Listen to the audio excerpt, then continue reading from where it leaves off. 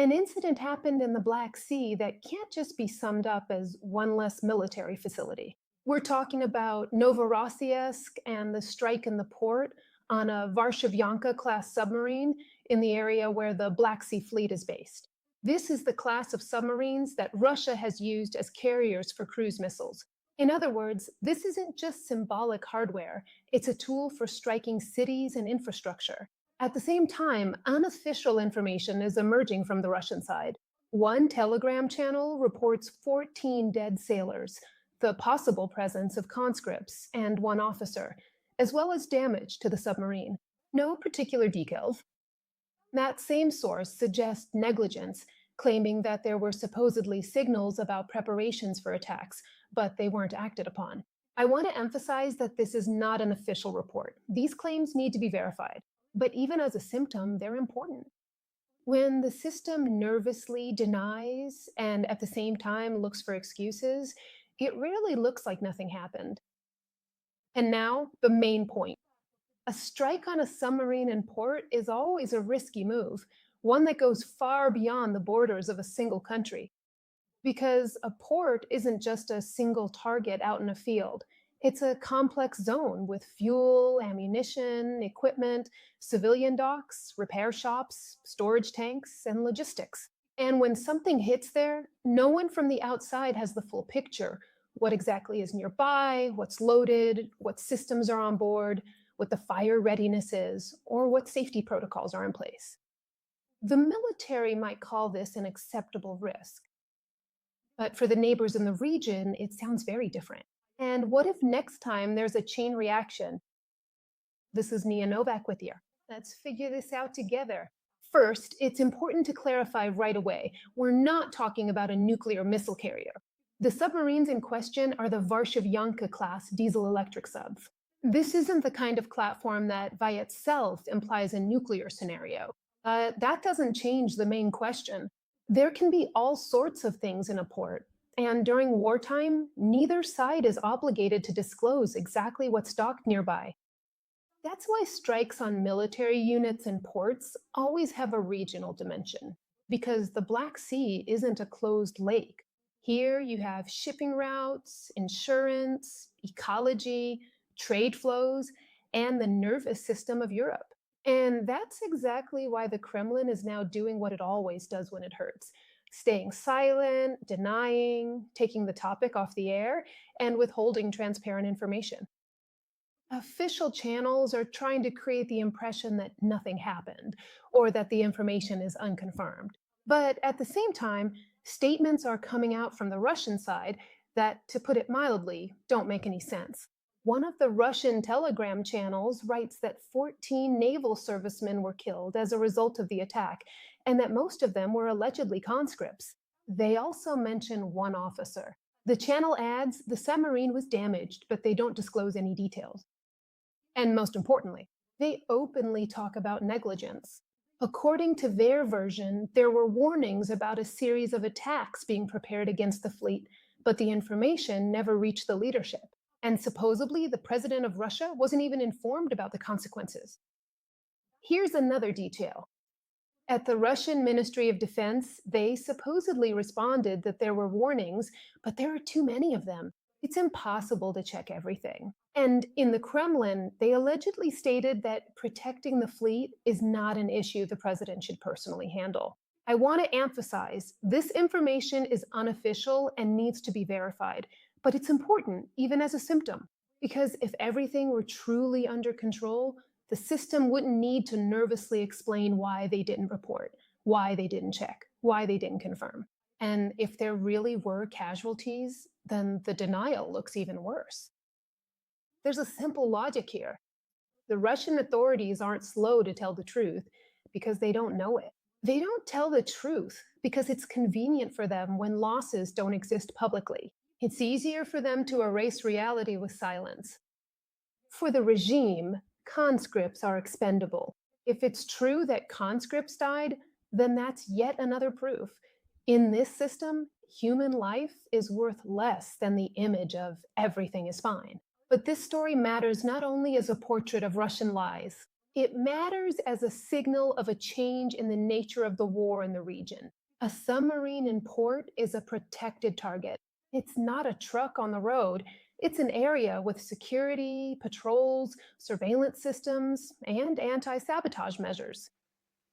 And if a strike happened and was effective, it means either the defense was weak or the attack was well prepared, or both. And here comes a dangerous topic that many people don't like to discuss openly.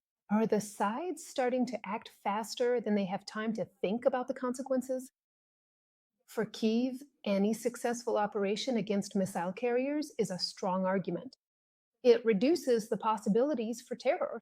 It boosts morale. It shows that the enemy's rear is not untouchable. But in military reality, there's a difference between a precise strike and a strike at any cost. When internal political pressure rises, when society grows tired, when partners start asking uncomfortable questions, when results are needed, there's a temptation to speed up the cycle of operations, to do more, more often, louder, to showcase victories as proof of effectiveness. And that's where the risk appears. The political need to achieve a new victory does not always align with the military need to prepare a strike as carefully as possible. The risk is that the preparation may become less conservative.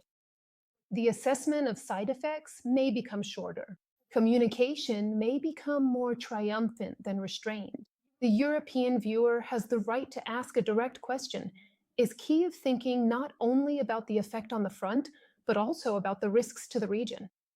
Because if a strike in the port one day hits the wrong tank, the wrong warehouse, the wrong civilian facility, it won't be a matter of propaganda. It'll be a fire, toxic smoke, an explosion, environmental damage, halted transportation, panic, bills, and lawsuits. And then it won't be the politicians who pay for it, it will be the people. This war has already created a situation where people are paying for decisions they never made. Ukrainians are paying with their lives, with mobilization, destroyed homes, attacks on the energy sector, and uncertainty about the future. They also pay in the sense that any mistake by the leadership multiplies the disaster. Personnel decisions made based on loyalty rather than competence are very costly. Weak management, internal conflicts, lack of transparency, and stories of corruption, these are not just political noise. They are the reality of losing time, resources, and trust. Europeans pay in a different way, but they pay too. The risk in the Black Sea means higher insurance rates, more expensive logistics, political conflicts within EU countries, a rise in radical sentiments, additional defense spending, and pressure on budgets. Every new incident raises the level of instability, and every new incident gives room to those who want to sell a simple solution. Let's turn away and forget. The problem is, you can't just turn away from a risk in a neighboring sea. It still comes back as a bill to pay. And now let's get back to the facts about the submarine itself and the significance of the operation. The Varshavyanka is a platform that Russia has used as a tool of pressure and terror. These submarines don't just float around, they make it possible to move undetected, strike, change position, and create a constant threat. If such a unit is damaged in port, it means several things.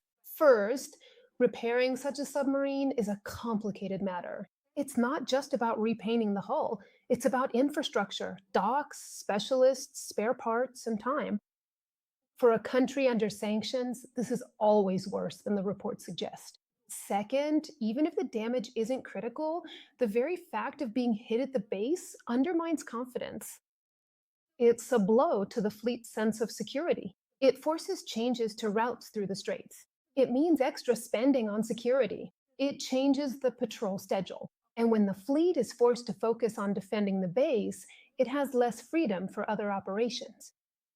Third, if there really was a series of attack warnings and the system failed to respond, it doesn't just show weakness. It shows that the Russian chain of command can't keep up with this new kind of war. Because war now isn't just about missiles and artillery, it's about cheap means of attack, intelligence, drones, unmanned boats, combined assaults, and information operations. If the defense doesn't adapt, incidents like this will keep happening. But this is exactly where the most dangerous part of the story begins for everyone. When one side sees that an attack is working, it gets the incentive to repeat it. When the other side feels humiliated and out of control, it gets the incentive to respond even more forcefully. And in such a spiral, it's very easy to cross a line that can't be undone later. That's why the question of what's nearby in the port isn't a trivial matter or just a scare tactic. It's a matter of risk management. No one knows exactly what was in the impact zone next to the submarine. No one knows what fuel reserves were there, what munitions were stored, or what repair work might have been going on. No one knows what exactly was in the neighboring warehouses. And yes, it's entirely possible that the strike was precise and controlled.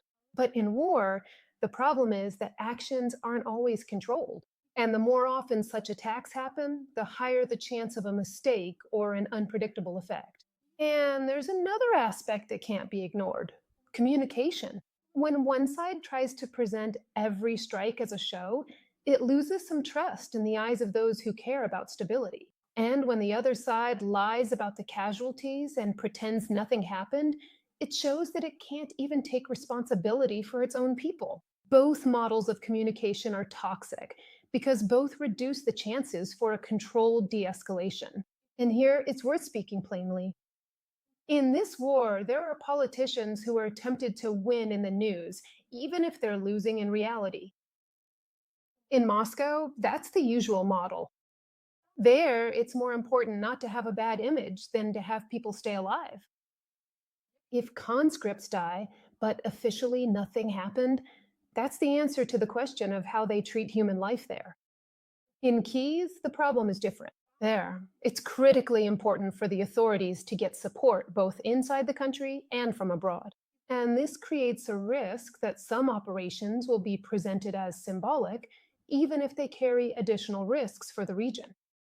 Let me emphasize, this is not about refusing to strike missile carriers. The point is that war at sea requires special caution and special responsibility because the consequences can go beyond a single front. And Europe often acts slowly and reactively here. It responds to incidents rather than building frameworks. It gets nervous after a strike. Instead of creating rules for port safety, civilian shipping, environmental response, and risk coordination. As a result, the region lives in a mode of waiting for the next explosion and seeing what happens. So, what do we know in the end?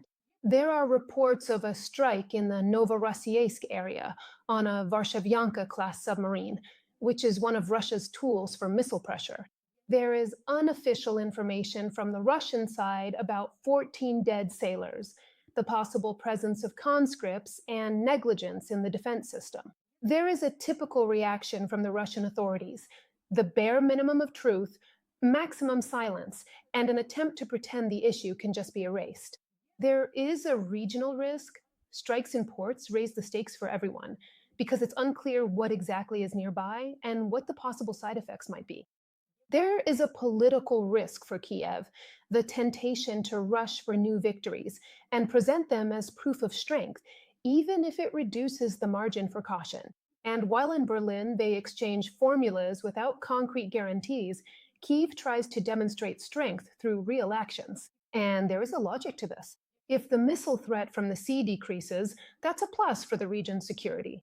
It's also good that this episode apparently has nothing to do with nuclear weapons. But this is where the danger zone begins. A strike on a submarine in port is always a risk that can go beyond a single operation.